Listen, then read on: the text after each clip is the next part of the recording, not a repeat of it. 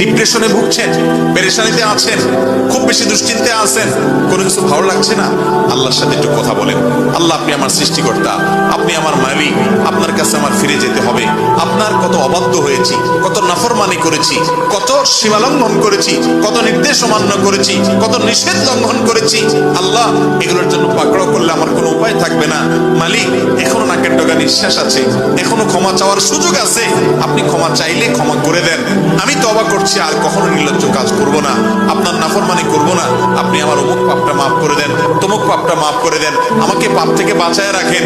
আল্লাহ, আপনি আমাকে হেফাজত করেন। আপনি হেফাজত না করলে আমি নিজে নিজে বাঁচতে পারবো না। মালিক, আপনি রহম করেন। আল্লাহর সাথে একটু কথা বলেন। আল্লাহর কসম, সালহাতুস সঙ্গে বুদি দিল খারাস, আজমুদে এক জামানা খাকে বাস।